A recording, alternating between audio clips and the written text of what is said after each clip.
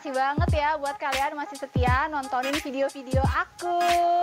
Dan kali ini kontennya back to my daily activity, yaitu make up. Dan kali ini aku bakal bongkar rahasia make up aku ya. Jadi kalian yang selama ini kepo pengen private class tapi belum kesampaian di aku, dan kali ini aku bakal bagi-bagi cara make up ala Putri Astri. Kali ini temanya adalah makeup party ya, yang kalian bisa lihat nih kayak gini nih, makeupnya nggak too much tapi bikin cantik, cocok banget buat kalian pakai ke pesta.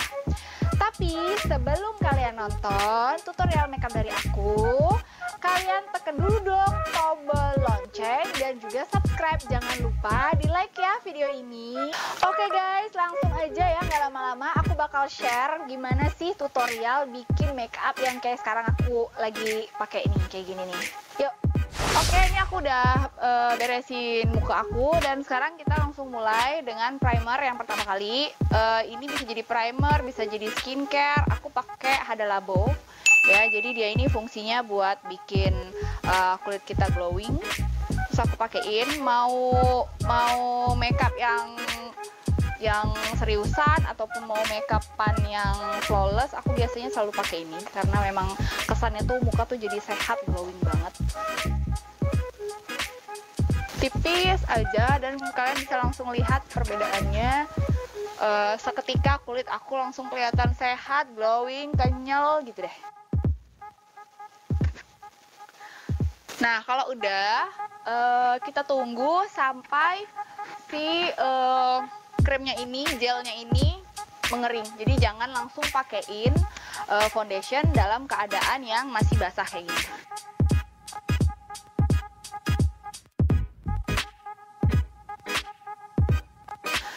Nah, ini gelnya udah kering, guys, dan kalian bisa lihat ya, mukanya masih kelihatan basah, masih kelihatan glowing, padahal ini udah kering.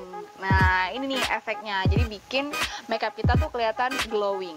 Habis itu aku langsung aja ke foundation. Nah, di sini aku bakal kasih tips buat kalian cara aplikasi foundation yang gampang, setiap kalian pasti bisa bikin. Aku menggunakan dua tipe foundation. Yang pertama yang krim, ini aku pakai yang produk lokalnya LT Pro. Ini yang warnanya yellow orange karena menurut aku kulit kita orang Asia kuning langsat itu cocok banget dengan warna yellow orange, dan ini best seller banget. Aku suka banget pakai ini, dan ini selalu aku pakein ke warna kulit manapun, pasti ada campurannya yang yellow orange ini. Dan kemudian aku pakai juga yang cair kayak gini. Yang ini aku pakai Revlon, warnanya golden beige ya, warnanya golden beige, dan ini nggak perlu kita mix yang kayak gimana gitu ya, tinggal aku langsung masukin sekitar 2 pump ke dalam si LT Pro nya ini.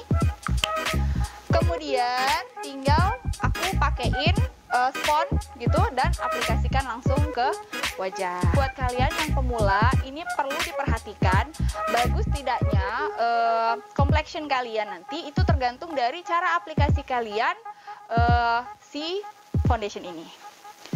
Jadi aku tekan agak sedikit dalam gitu biar dia sekalian nyampur gitu sama si yang cairnya tadi, dan aku juga dapat foundation krimnya.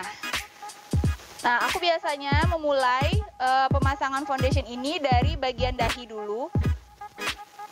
Yang pertama kali ini aku geser, gunanya adalah agar foundationnya masuk ke pori-pori, apalagi kan kalau kita make upin klien yang misalkan nih punya bekas jerawat atau pori-porinya besar, kemudian juga kalian yang punya keriput udah mulai dalam. Ini kenapa aku pakein warnanya kenceng kayak gini, karena kan sebenarnya warna kulit muka aku lebih gelap daripada tangan, jadi aku emang sengaja bikinnya yang berapa tingkat gitu, lebih putih daripada warna asli aku.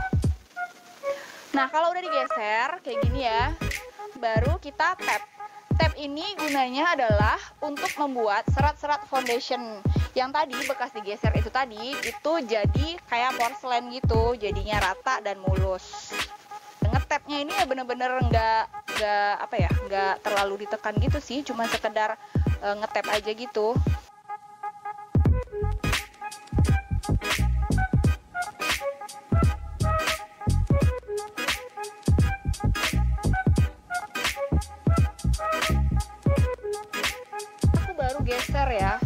Aku baru geser, belum aku tap. Ini gunanya karena memang lumayan ya, di umur aku yang udah kepala 3, kerutan udah mulai kelihatan. Jadi aku masih geser aja. Tebalnya juga sesuai dengan keinginan kalian. Nah, untuk pengaplikasian foundation di kelopak mata itu gunanya juga sebagai eyeshadow base. Jadi di sini aku tidak menggunakan eyeshadow base, aku hanya menggunakan foundation ini tadi dengan complexion yang lengkap di daerah kelopak mata, tapi kulit di sekitar alis itu nggak terlalu kena foundation, karena semakin tebal nanti ada foundation di bulu-bulu sini, itu akan semakin susah kalian menggambar alis. Ini aku udah selesai ngeblendin foundation, tapi masih ada ini di sekitar daerah-daerah kerutan kayak di kelopak mata ya, sama di bawah lipatan mata ini, dan itu nge-crack. Nggak apa-apa, tenang aja, nanti aku akan blend dulu sebelum menaburkan bedak tabur atau loose powder ini.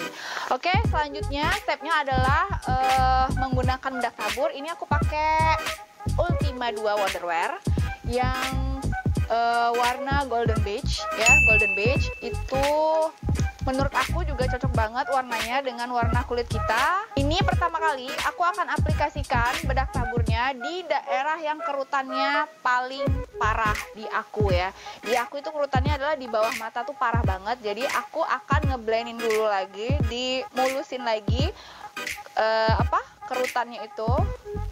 Lihat ke atas. Oke.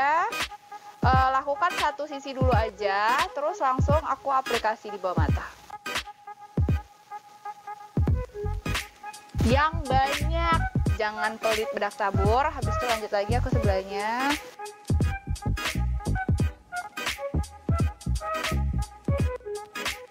Oke guys, ini buat teman-teman yang baru pertama kali pengen belajar make up. Sebelum kalian mengaplikasikan setiap item make up yang ingin kalian aplikasikan ke wajah, kalian harus tahu dulu apa fungsinya. Nah, sekarang aku mau kasih pertanyaan, apa sih fungsi dari bedak tabur atau loose powder? Ada yang tahu jawabannya? Nah, bener banget, bedak tabur itu fungsinya yang pertama, yang paling utama ialah ngeset foundation kita tadi. Karena foundation kita tadi kan teksturnya basah ya guys.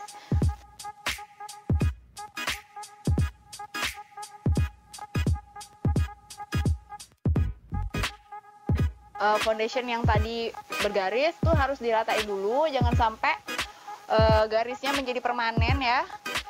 Udah rata, baru kita tap dengan bedak tabur.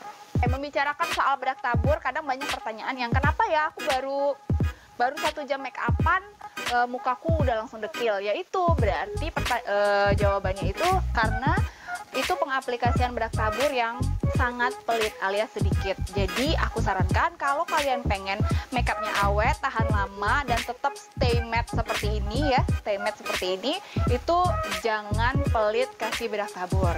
Itu udah rule yang wajib menurut aku. Terus ada lagi pertanyaan, Kak, kalau seandainya nih suatu hari aku lagi make up terus bedak tabur aku habis atau bedak tabur aku ketinggalan, masih bisa make up nggak? Nah, pertanyaan ini bisa aku jawab dengan jawaban bisa, tapi ada syaratnya. Foundationnya tidak boleh tebal, karena semakin tebal foundation itu akan membuat semakin banyak minyaknya. Nah, yang minyak itu hanya bisa dikontrol sama bedak tabur. Kurangi penggunaan foundation yang krim, jadi cukup pakai yang cair aja. Terus ditunggu sampai kering foundationnya, baru langsung ke step bedak padat. Oke, ini udah selesai aku pakai bedak tabur. Nih kelihatan ya, ini padahal udah matte, tapi kelihatan tetap glowing. Itu tadi karena si Hada Labo itu tadi. Jadi itu rekomen banget buat kalian. Aku lanjut dengan menggunakan bedak padat. Nah, sekali ini aku pakai MAC ya, nomor NC25. Atau kalian juga bisa pakai Ultima 2 Wonderwear nomor 4, itu cakep banget, warnanya Indonesia banget. Tapi aku barangnya lagi nggak ada. Jadi aku cobain pakai yang NC25. Ini langsung kita aplikasikan. Kalau kali ini aku mengaplikasikannya juga dengan spons bedak tabur tadi, karena menurut aku ternyata pakai bedak padat dengan menggunakan spons bedak tabur cepet selesai, cepet rata menurut aku ya. Dan setelah penggunaan, setelah pengaplikasian foundation, tidak ada lagi bedak membedak yang sponsnya boleh digeser. Jadi dalam artian ini semua harus hanya ditepuk-tepuk aja, nggak ada boleh digeser-geser lagi.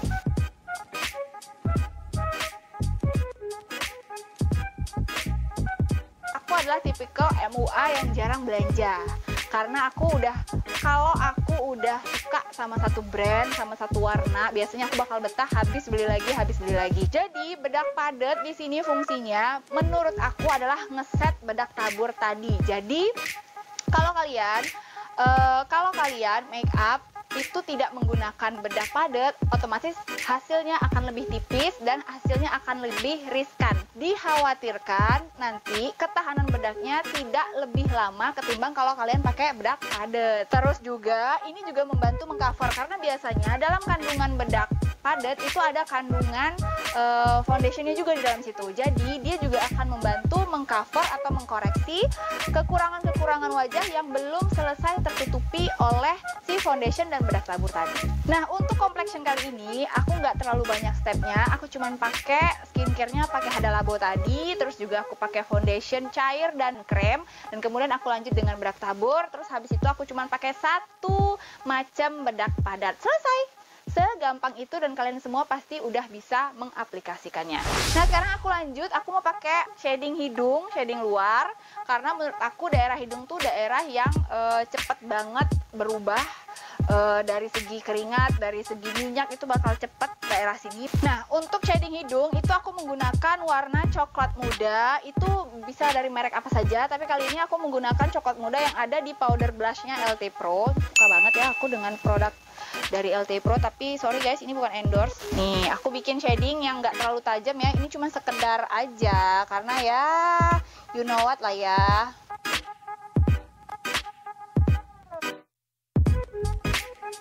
Nah, shadingnya segini aja. Oke, sekarang aku bakal lanjut ke alis. Nih, alis tuh daerah yang paling susah biasanya ya, apalagi untuk pemula. Nah, kali ini aku bakal kasih kalian rahasia bikin alis ala Putri Astri. Oke teman-teman, ini hanya mewakili dari garis besar bentuk-bentuk alis yang berbeda-beda. Aku bikin 8 macam. Ada alis yang nomor 1. Alis yang nomor 1 ini kalau aku sih bilangnya alis KD, alias alis yang tinggi banget, alis Krisdayanti. Kenapa? Karena ini yang bener-bener akan botak, akan gundul deh alis asli kalian kalau kalian pakai begini. Tapi ini masih pernah aku pakai loh. Buat apa? Biasanya aku pakein alis yang model begini untuk make upin nenek-nenek, ibu-ibu gitu ya. Pokoknya yang tua-tua, yang kulitnya udah kendur gitu, yang kulitnya udah turun, yang keriput parah.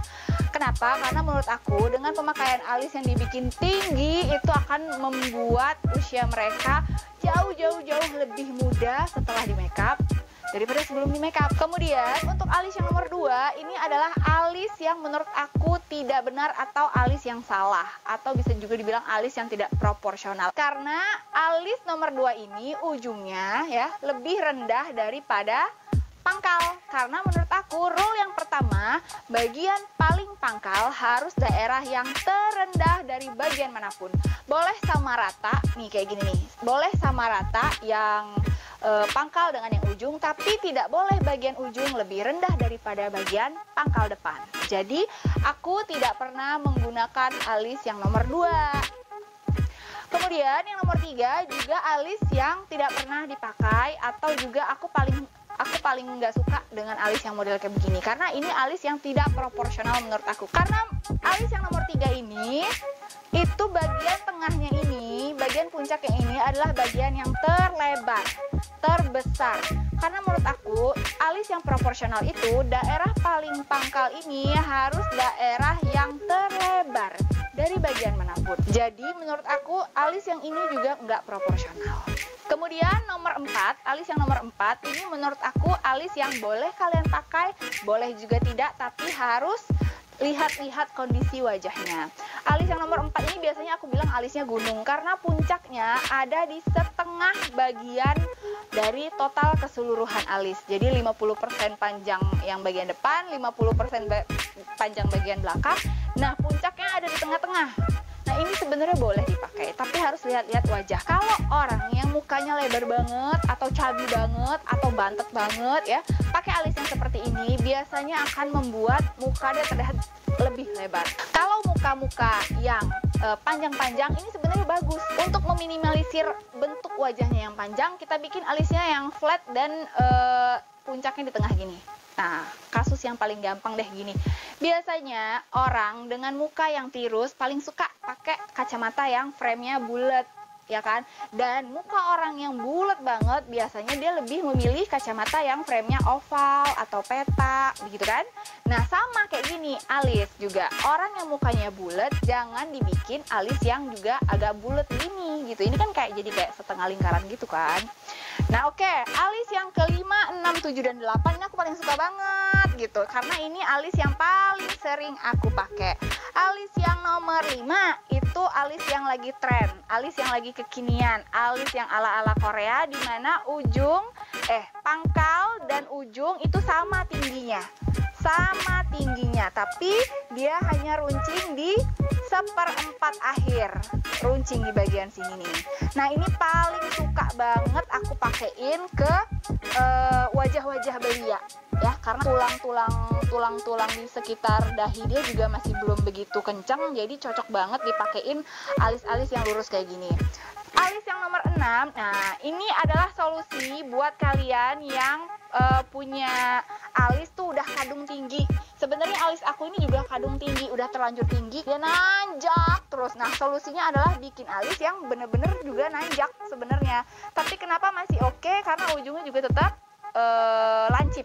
Alis yang nomor 7, ini alis yang cakep banget buat kalian yang pengen punya alis yang seksi.